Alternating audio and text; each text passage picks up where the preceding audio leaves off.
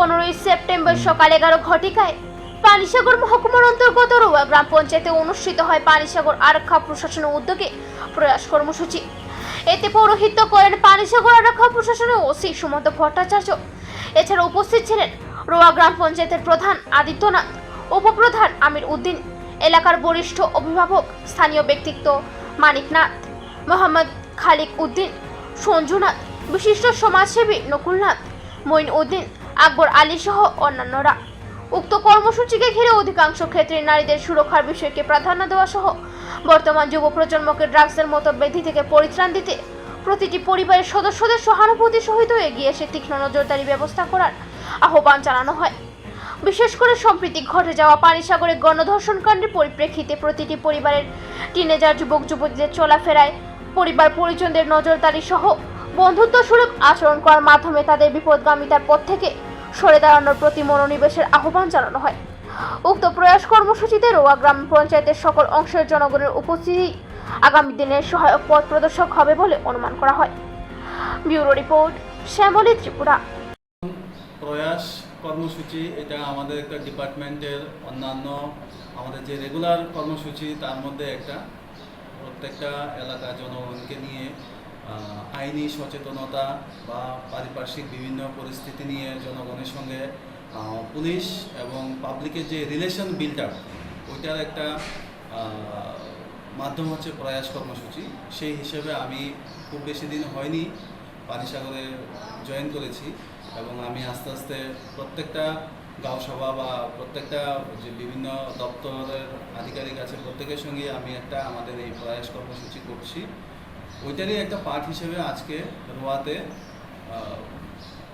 রোয়া জনগণের সঙ্গে মিলে আমি একটা প্রয়াস কর্মসূচি করেছি এবং এই প্রয়াস কর্মসূচিতে আমার আলোচ্য বিষয় ছিল গত কিছুদিন আগে যে আমাদের এলাকাতে আমাদের একটা বোনের সাথে একটা খুব কুকর্ম হয়েছে, ওইটা নিয়ে একটু আলোচনা, যাতে মেয়েদেরকে মা বাবারা খুব সাবধানে মানে ইয়ে করে বাড়ি থেকে যাচ্ছে আসছে কি করছে এটাকে একটু ফলো আপ করে ছেলেদেরকে একটু ফ্রেন্ডলি রিলেশন বানিয়ে ছেলেদের সঙ্গে গার্জিয়ানরা কথাবার্তা বলে এবং drug abuse, road traffic accident, বাল্যবিবাহ, আমাদের নতুন আইন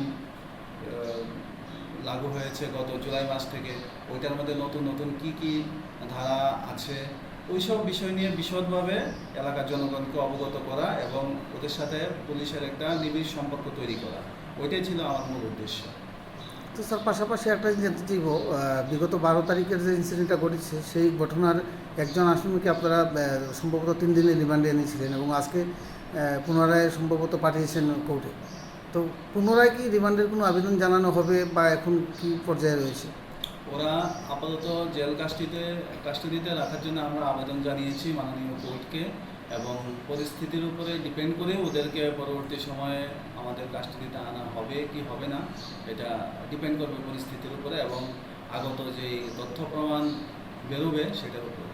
গোটা থানা এলাকায় স্যার এখনও শান্তি সম্প্রীতির বাতাবরণ কি কোনোভাবে বিঘ্নিত হয়েছে বা কী পর্যায়ে রয়েছে? না, শান্তি সম্পূর্ণভাবে বজায় আছে। মানুষের মধ্যে এরকম কোনো মানসিকতা নেই যে শান্তি শৃঙ্খলা বিঘ্নিত হচ্ছে।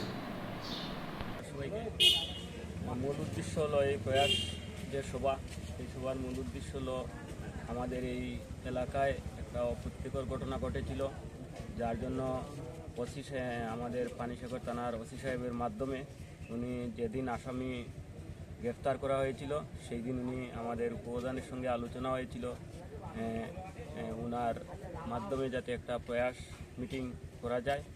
এই উদ্দেশ্যে আজকের এই প্রয়াস মিটিং। এই মিটিংয়ে উভয় সম্প্রদায়ের মানুষ থেকে ওসি সাহেবের আলোচনা শুনেছেন। উনি আমাদেরকে সচেতন থাকার জন্য, সমাজে যাতে অপ্রীতিকর ঘটনা না ঘটে তার জন্য আমাদেরকে পরামর্শ দিয়েছেন। আমাদের এখানের মাইমুরব্বীগণ, উভয় সম্প্রদায়ের মাইমুরব্বীগণ আলোচনা রেখেছেন যাতে আগামী দিন এই ধরনের কোনো যাতে ঘটনা না ঘটে, আমরা যাতে সুন্দর সুষ্ঠুভাবে সমাজকে পরিচালনা করতে পারি।